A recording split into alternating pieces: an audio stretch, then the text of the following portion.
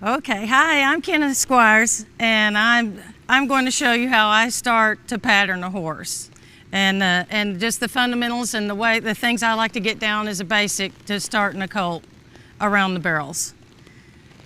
I have my points where I ride them to, and I want to teach them the same spot every time. I give them a little more room than I would if I was running them in the beginning. And then I move them in accordingly to what they need and the kind of horse they are as they get older. You can always move one in, but it's real hard to move them back out. Ooh. I'm going to stop a horse way up here every time. It's going to be 6 or 8 feet from the barrel. I want them to tip their nose. I want them to give me plenty of room.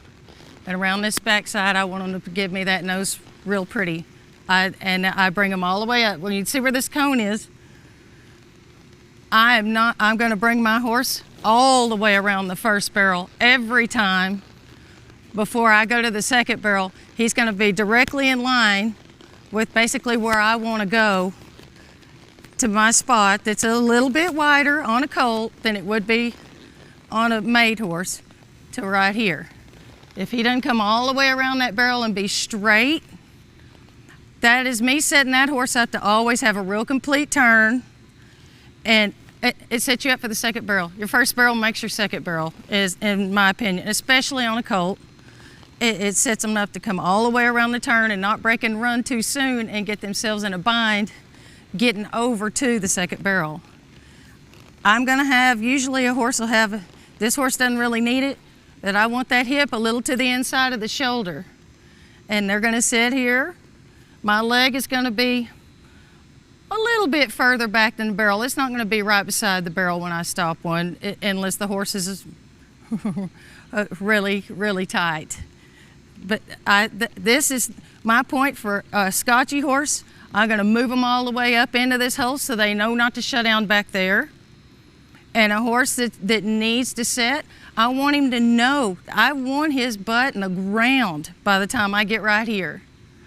And I tip their noses, and then I bring them. And you'll notice it's slow, it's methodical.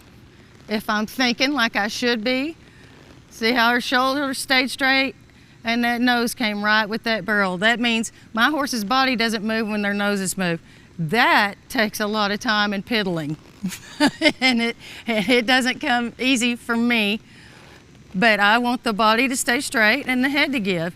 And if I can do that, that colt is already set up to know how I want him to run. All this time, there's not a whole lot of bending around with my body. I want me straight, I want their head straight until I get up here. I don't mind them bending a little bit so I know I got their handling right. But when I stop one, whoa. When my butt hits that saddle, my horse better be thinking about setting or I'm not happy.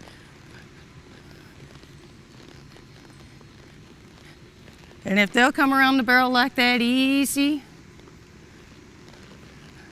it won't be long. And I really like to have some patience with a colt. When you start going a little faster, and you'll know when it's time to go faster. If you don't want to, you don't want to go backwards. You don't want to fluster them by pushing them too hard, or get a horse too latent with going slow. They need to pick up their feet and handle, and they need to come around the barrel easy and really be patterned. It may take 6 months, it may take 2 years, depending on the speed you go, but keep your horse moving forward every day, and prepare them to go a little faster and do a little better.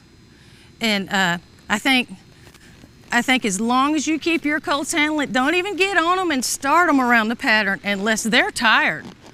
Then they're picking their feet up and they're stopping and they're paying attention to you. It's not worth doing if you hadn't got their head in the game. And if you're just going around the barrels not thinking about it, make no mistake, one of you is thinking about it. If you're not thinking about where you're going, that colt is. So mean everything you show them.